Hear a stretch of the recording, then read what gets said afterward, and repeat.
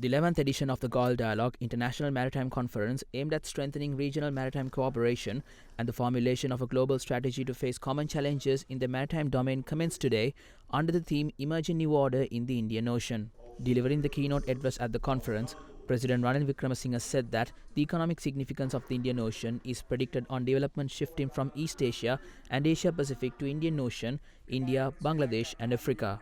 So we've got these definitions of the Indian Ocean. So politically, we are different from the Asia-Pacific or the other construct. We are political. We think politically.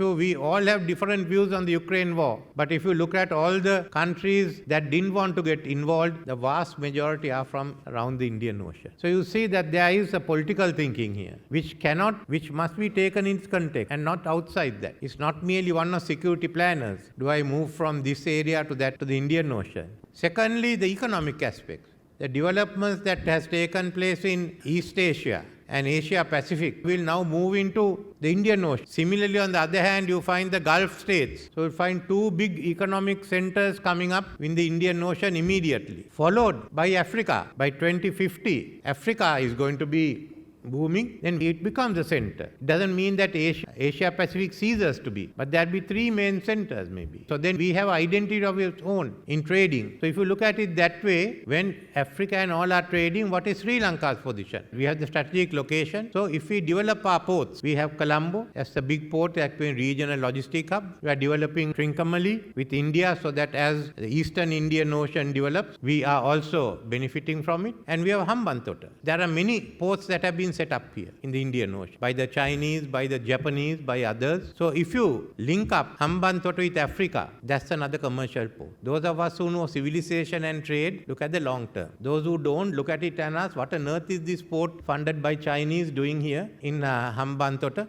It obviously is a military base. Ports are important. Remember that this part of the world will get control of the ports. With Dubai port that is coming in, world ports, you're taking a large number.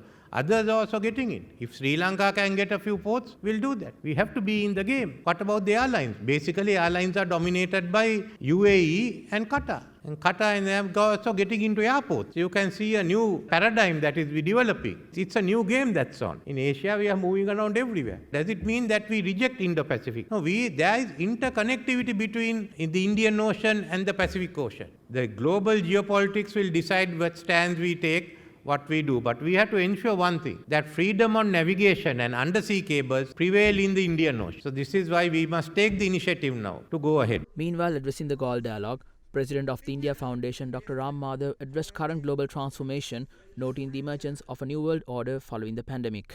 Indian Ocean region has its own strength. The region is home to 35% of the world's population and accounts for 20% of world's GDP. 1/3 of the world's bulk cargo traffic and 80% of the world's oil shipments travel through these waters. It produces 40% of the world's offshore petroleum reserves. And it faces its own set of challenges too. Indian Ocean region is turning into the focal point of strategic competition and power politics. The challenges faced by the region are also a microcosm of the multi-dimensional challenges faced by the rest of the world, like climate change, the unregulated rise of critical and emerging technologies, disruption of supply chains, and growing deficits in energy and food security. In addition, many countries in the region have been victims of debt traps and resulting crumbling of economies. Some critical questions to ask at this crucial juncture include: 1. Who would be deciding the destiny of this region? The regional powers are the global powers. 2. Can an institutional framework be developed in the region for facilitating management and governance of the regional order in the ensuing decades? And 3. Lastly, but most importantly, can the region stay out of the evolving big power rivalry without being forced into taking sides?